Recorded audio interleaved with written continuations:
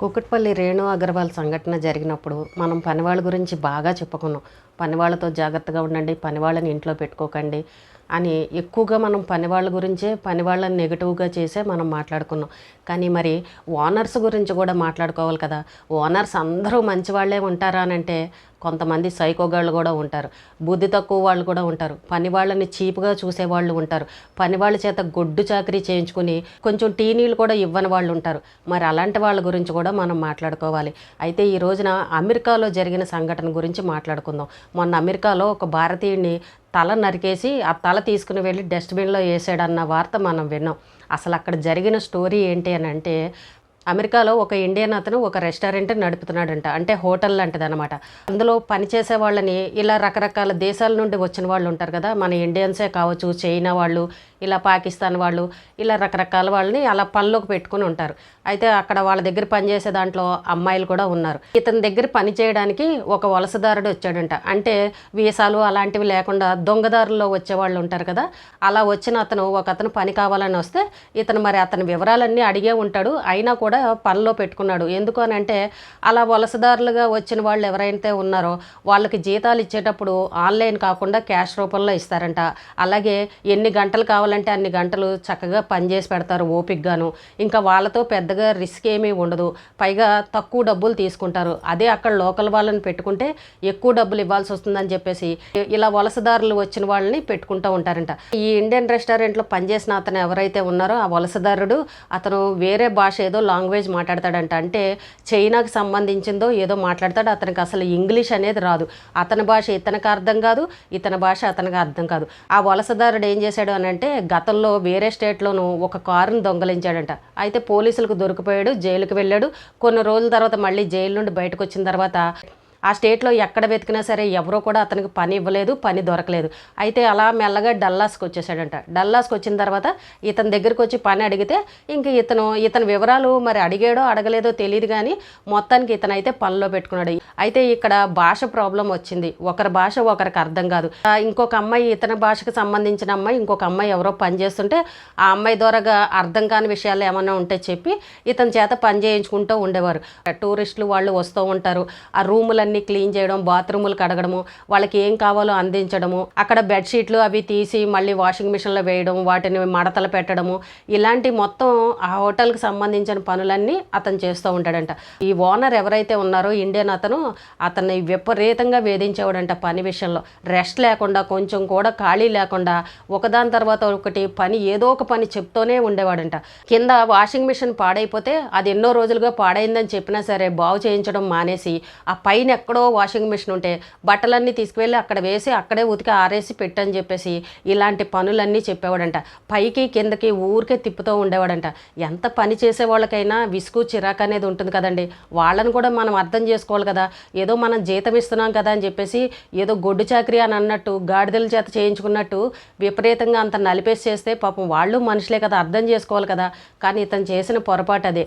ఈ హోటల్ యజమాని ఎవరైతే ఉన్నారో ఇండియన్ అతను బాగా విసిగించేవాడంట. ఇంకా అతనికి చిరాకు వచ్చి వాళ్ళిద్దరి మధ్య ప్రతిరోజు ఏదో ఒకటి వాదన గొడవ జరుగుతూ ఉండేదంట.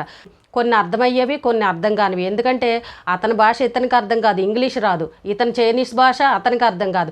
ఒకరినొకరు ఏవేవో మాట్లాడుకునేవారు, ఏవేవో తిట్టుకునేవారు. ఈ ఓనర్ ఎవరైతే ఉన్నారో ఇండియన్ వాడిని ఇష్టం వచ్చినట్టు తిడుతూ ఉండేవాడంట ఇంగ్లీష్లో.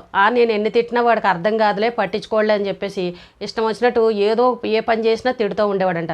ఎంత భాష రాకపోయినా కూడా అతని ప్రవర్తన, అతని మొహం చూసి కనిపెట్టేయగలరు కదా.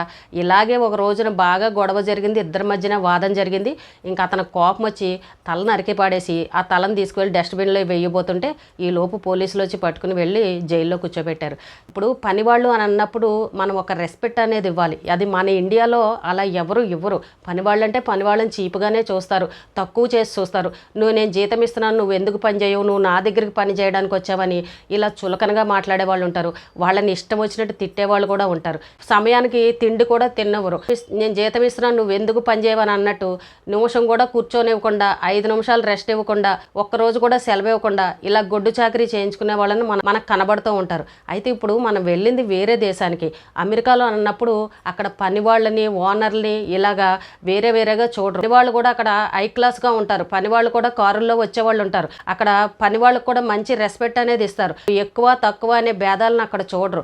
కానీ ఇక్కడ మన ఇండియన్స్ వెళ్ళి ఇక్కడ మన ఇండియాలో లాగా పని వాళ్ళని తక్కువ చేసి చూద్దాం, వాళ్ళని ఇష్టం వచ్చినట్టు తిడదామని అంటే ఎవడు ఊరుకుంటాడు చెప్పండి. అందులోనూ ఆల్రెడీ వాడు దొంగతనంగా వలసదారులోంచి వచ్చాడు, ఆల్రెడీ ఒక దొంగతనం చేసి జైలుకి వెళ్ళి వచ్చాడు.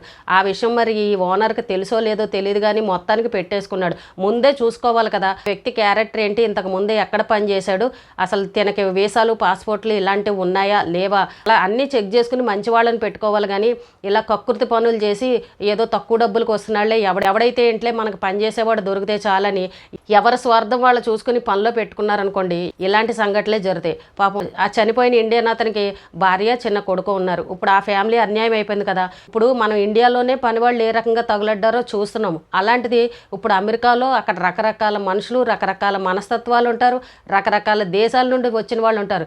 ఎవడు ఎటువంటి వాడో తెలీదు, ఎవడి పరిస్థితి ఏంటో తెలీదు, వాడి భాష మనకు అర్థం కాదు, ఎవడు తిడుతున్నాడో తెలీదు, మెచ్చుకుంటున్నాడో తెలీదు, ఇన్ని రకాలుగా ఉంటాయి. అలా ఉన్నప్పుడు మనం ఎవరినైనా పనిలో పెట్టుకున్నప్పుడు చాలా జాగ్రత్తగా పెట్టుకోవాలి. ఇప్పుడు చూడండి, వాడికి జైలుకి వెళ్ళడం అలవాటే, ఆల్రెడీ కారు దొంగిలించి జైలుకి వెళ్ళాడు. ఇంకా జైల్లో ఉన్న వాళ్ళకి ఏంటంటే మైండ్ ఇంకా క్రూరంగా మారిపోతుంది, వాడి మైండ్ సెట్ కూడా సరిగ్గా లేదు. అలాంటి వాడిని తెచ్చి ఎంక్వైరీ చేయకుండా ఏమీ చూసుకోకుండా పనిలో పెట్టుకున్నాడు, ప్రాణాల మీదకి తెచ్చుకున్నాడు. మనం వేరే దేశానికి వెళ్ళినప్పుడు అక్కడ రూల్స్ని పాటించాలి, అక్కడ పద్ధతులను పాటించాలి, పనివాళ్ళు అన్న వాళ్ళని తక్కువ చేసి చూడకూడదు. ఇలాంటివన్నీ ఉంటాయి.